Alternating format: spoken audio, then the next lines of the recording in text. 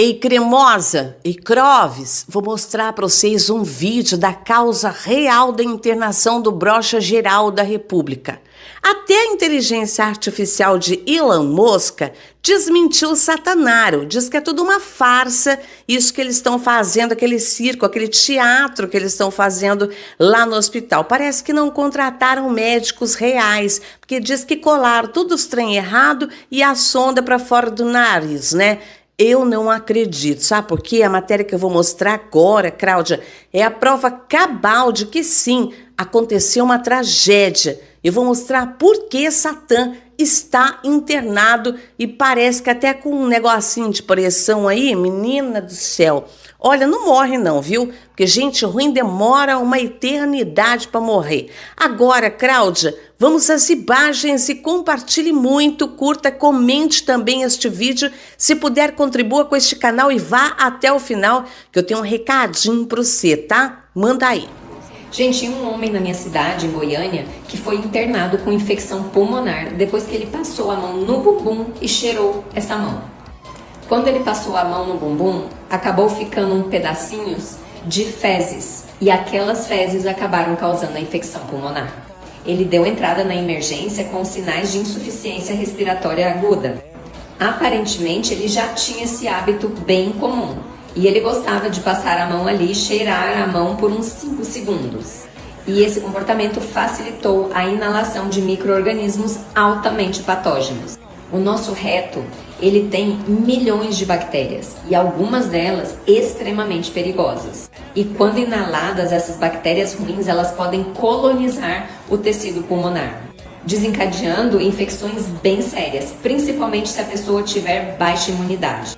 E ele ainda está internado na UTI, seu nome não foi divulgado e familiares... Não é acaso ele ficar arrotando merda, ele come, né, Cláudia?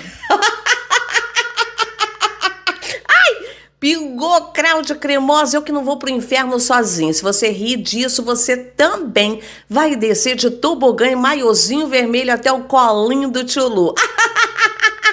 Espalhe esse vídeo porque o deboche é Neverland. E como eu disse para você ficar até o final, para eu te dar uma dica maravigold para você que quer aumentar a sua renda em casa, em Cláudia, no conforto do seu lar. Pode ser de perninha para cima.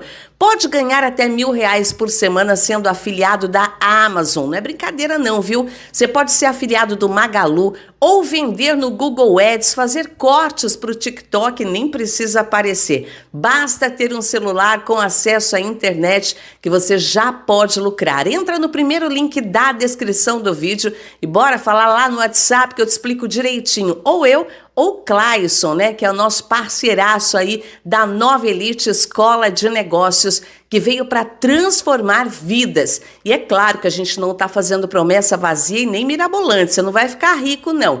É só para você ganhar um dinheirinho a mais. E todo mundo pode, inclusive você. Bora? Já acessa o primeiro link da descrição do vídeo e vem ganhar dinheiro em dólar ou real, sem precisar falar inglês, sem precisar aparecer, de uma maneira transparente, verdadeira e muito honesta, que é o mais importante dessa oportunidade que nós estamos oferecendo para você. Vem!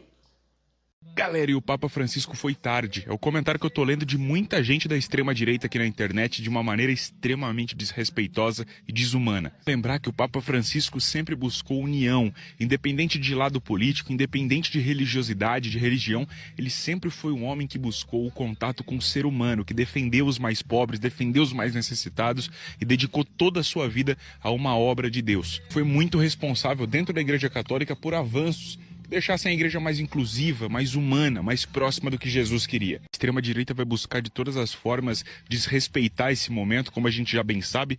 O presidente da Argentina, por exemplo, que é amigo de Bolsonaro e Trump, já deu abracinho no Papa, fingindo amizade, mas já falou que acha que o Papa seria o anticristo com um desrespeito completo, e a gente sabe que esse tipo de heresia, de desrespeito não se faz com nenhum tipo de religião, não se faz com ninguém. Deixo aqui toda a minha solidariedade ao Papa, deixo aqui toda a minha solidariedade à família do Papa, aos católicos, desejo os meus sentimentos. Inclusive, eu fiquei muito triste com a partida do Papa, sou católico, já rezei minha Ave Maria para ele, para que ele descanse em paz. possa estar agora no lugar melhor.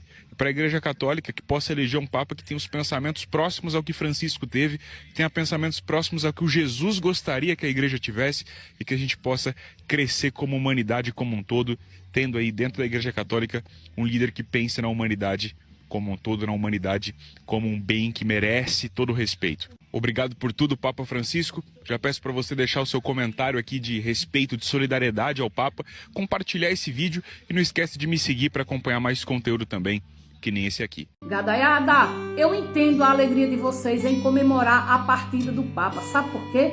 Porque vocês nunca vão engolir essas fotos. Vocês nunca vão engolir que Lula era amigo particular do Papa. Vocês nunca vão engolir isso. Sabe por quê? Porque o cabrum, o bufa do cão, não sabia o que queria, né? Um dia estava abraçado ao Silas Malafaia.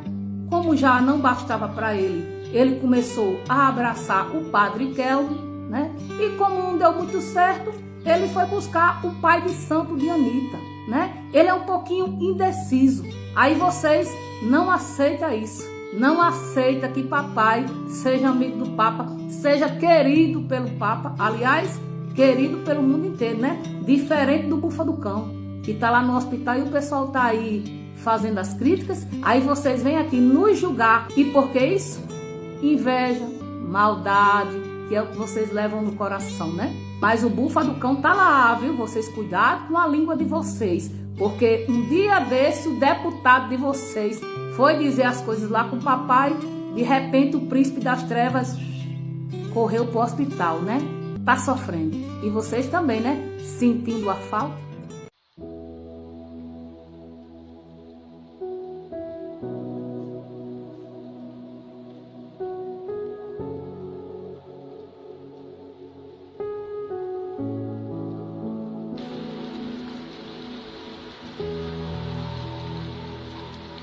Hoje o mundo perdeu uma das pessoas mais espetaculares da nossa época, né? O Papa Francisco, que simplesmente, pessoal, representava, assim, mostrava o amor de Deus pelas pessoas, pelos menos favorecidos, pelos perseguidos, pelas minorias. Um cara espetacular. Você viu nessa imagem o Papa andando sozinho na Basílica de São Pedro, onde foi orar naquele momento da pandemia, em que o mundo estava naquela situação tão trágica, né, de muitas pessoas morrendo, perdendo a vida, e ele foi sozinho ali andando, orar pelo mundo, né, orar pela vida, orar pela cura, orar pela humanidade, né, e você vê que hoje o mundo acordou mais triste aí com essa notícia da morte do Papa Francisco, que simplesmente, pessoal, foi um dos papas mais inclusivos, que quis mudar a Igreja Católica para melhor, para incluir as pessoas, assim como Jesus fazia. E era por isso que ele foi muito atacado, né, e odiado pela extrema-direita, chamado de comunista, apenas por cumprir a palavra de Deus, por amar ao próximo, por acolher as pessoas, assim como Jesus fazia. É isso aí, pessoal. Simples assim. Partiu o pão e disse: fazei isso em memória de mim. Você acha que Jesus quis dizer que em memória dele as pessoas deveriam compartilhar comida com o seu próximo? Ou ele quis dizer para fazer um ritual com pão e vinho? Os primeiros cristãos acreditavam que a mensagem de Jesus era o de compartilhar. Tanto que em Atos dos Apóstolos, capítulo 2, versículo 42, uma comunidade cristã é descrita dessa forma. Todos os que criam estavam unidos e tinham tudo em comum. Vendiam suas propriedades e bens e distribuíam dinheiro a todos, conforme a necessidade de cada um, e frequentando o templo todos os dias, e partindo o pão em suas casas, comiam com alegria e generosidade de coração, louvando a Deus e caindo na graça de todo o povo. Portanto, o cristianismo é comunista, no sentido que defende a propriedade comum. Toda a mensagem de Jesus é centrada no princípio de igualdade, que por si só era revolucionário em uma sociedade de castas. Então a religião surge justamente para deter esse movimento, para institucionalizar a fé cristã. Chega desse papo de viver todo mundo em comunidade, com propriedade coletiva, louvando livremente. A partir de agora, só o sacerdote é eleito o poder de pregar a palavra, e os cristãos devem doar seus dízimos e ofertas para a igreja. E desde então, o cristianismo tem sido aparelhado para domesticar as massas a servir os interesses dos poderosos de cada época. A verdade é que não existe incompatibilidade entre cristianismo e comunismo. Você deve estar se perguntando o que a Cristiane Brasil está fazendo nos Estados Unidos. Não se fala em outra coisa aqui no Brasil. Por que Cristiane Brasil foi morar nos Estados Unidos? O Brasil parou, o Brasil quer essa resposta, o Brasil necessita de saber. Vamos encapsular essa autoestima e vender? Porque a verdade, Cristiane, é que o Brasil não sabe quem é você.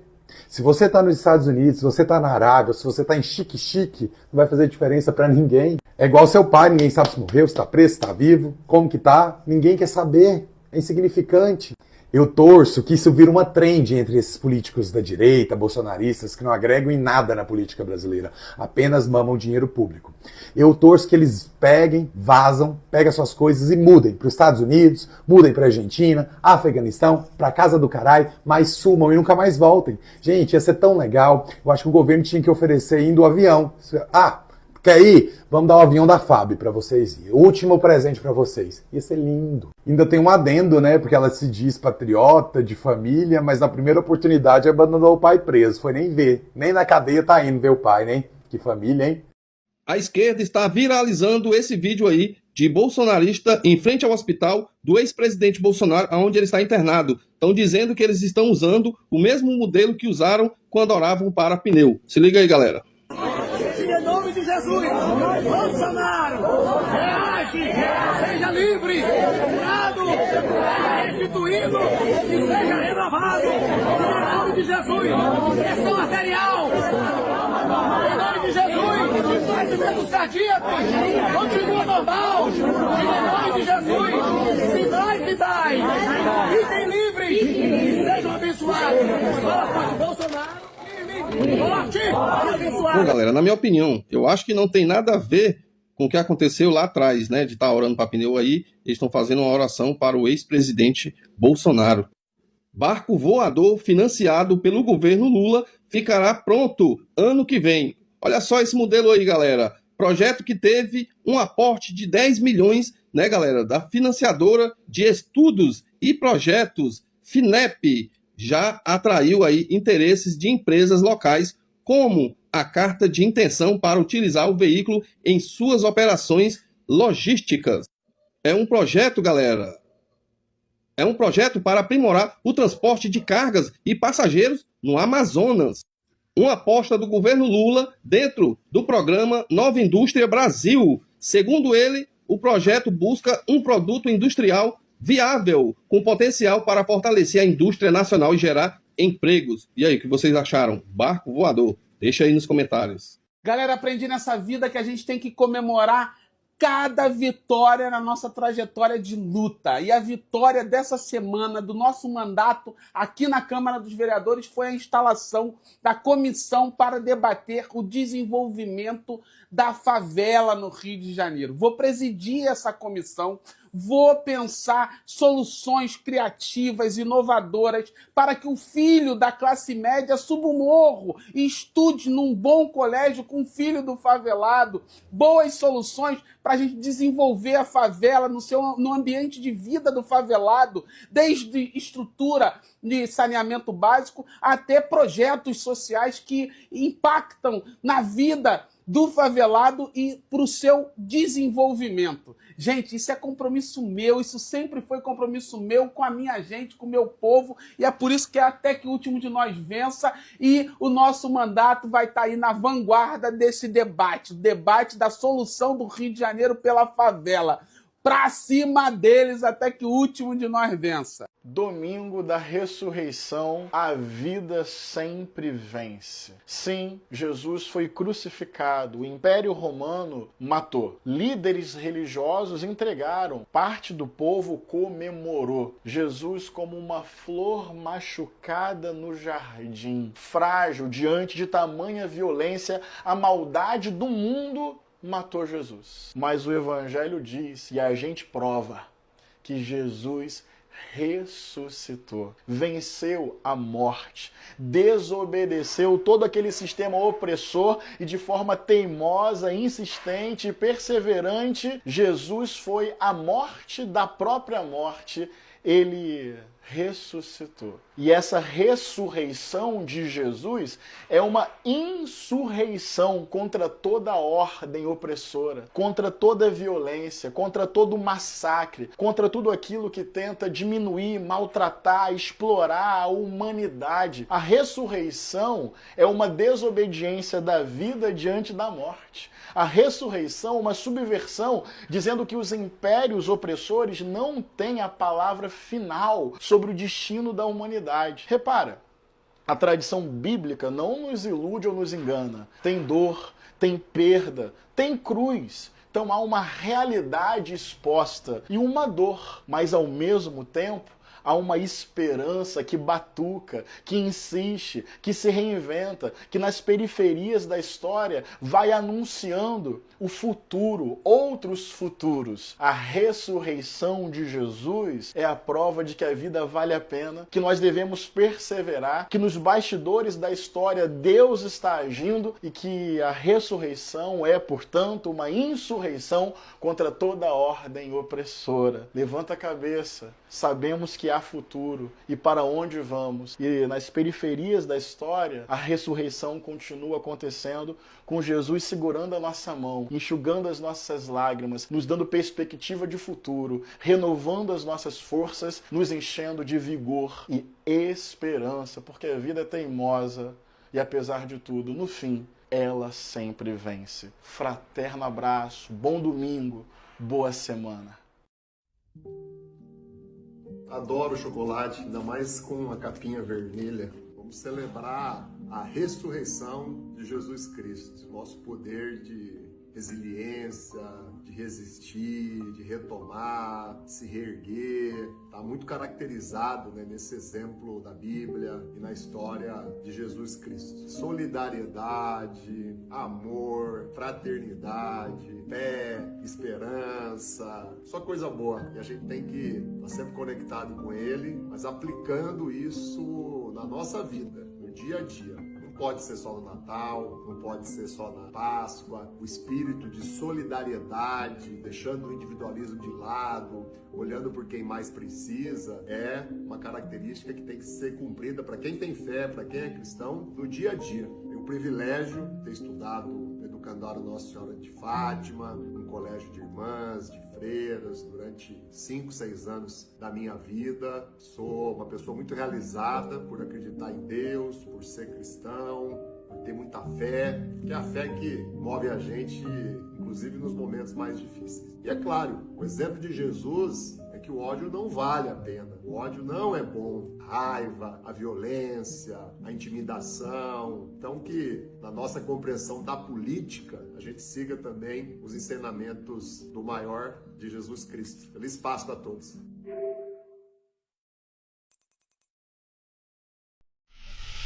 Nós sabemos, e como prefeito, qual é o valor das ambulâncias no tratamento e no cuidado das pessoas, e na saúde de forma particular. Por isso, parabenizar e agradecer ao governo federal, aos nossos deputado Velter, por aquilo que tem ajudado a viabilizar e articular, para que o município de Terra Roxa, que o SAMU, com o SAMU, pudesse estar sendo contemplado com essa ambulância, que é, com certeza, de muita valia para toda a nossa população. É isso aí, a frota sendo renovada, fazia uns 7 anos que não tinha ambulâncias novas como essas, Terra Roxa beneficiada, toda a região beneficiada, Guaíra, Toledo, e essa central de regulação do SAMU é muito eficiente e parabenizo todos os profissionais de saúde que atuam no SAMU. Valeu, presidente Lula, valeu, Padilha, nosso ministro de Saúde, pelo esse belo programa que está sendo melhorado no país.